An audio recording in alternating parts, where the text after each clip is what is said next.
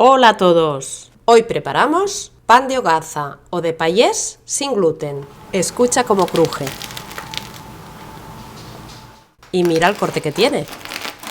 Crujiente por fuera y tierno por dentro. Quédate a ver la receta.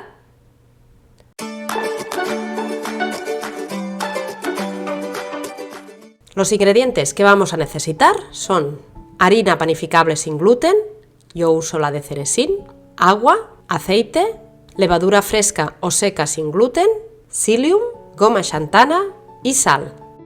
El procedimiento es muy sencillo. En el bol de harina agregamos todos los ingredientes, la goma xantana para que aglutine la masa y le dé consistencia,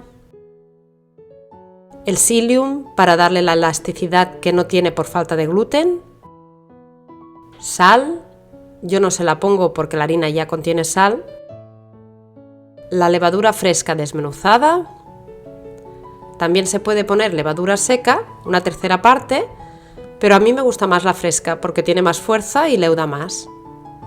Y por último añadimos el aceite y el agua.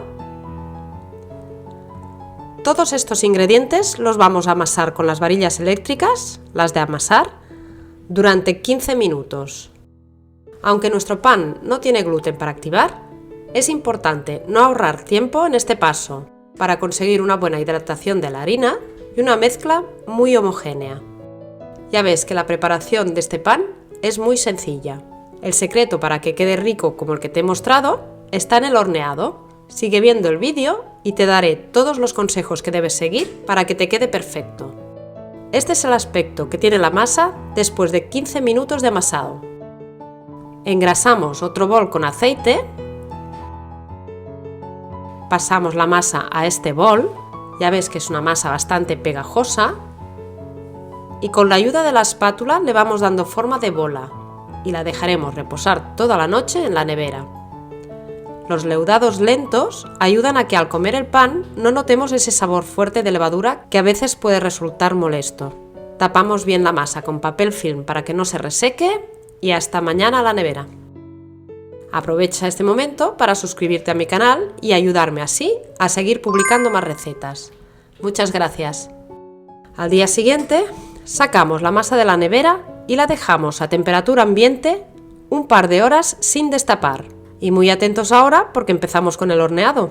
Precalentamos el horno a 250 grados, con una bandeja en la parte baja del horno. Forramos la bandeja del horno con un papel de horno, colocamos la masa encima y le damos forma al pan. Como está muy pegajosa y cuesta de moldear, la podemos espolvorear con un poco de harina y enharinarnos también las manos. En cuanto le hemos dado la forma deseada, le hacemos un corte en cruz con un cuchillo bien afilado.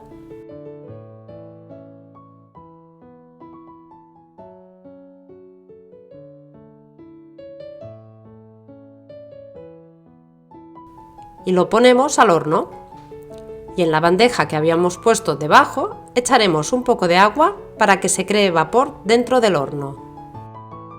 Pasados los 8 primeros minutos de cocción, bajamos la temperatura a 200 grados y cuando haga 20 minutos que hemos puesto el pan en el horno, con mucho cuidado sacaremos la bandeja del agua, ya que la corteza ya se ha formado y no queremos que se reblandezca, sino que quede crujiente.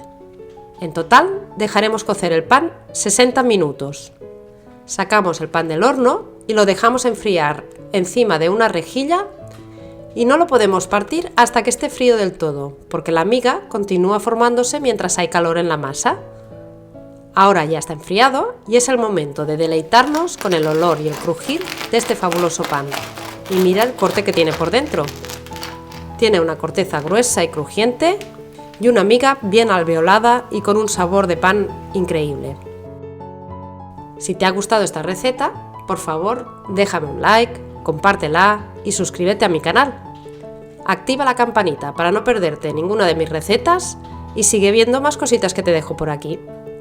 ¡Hasta la próxima!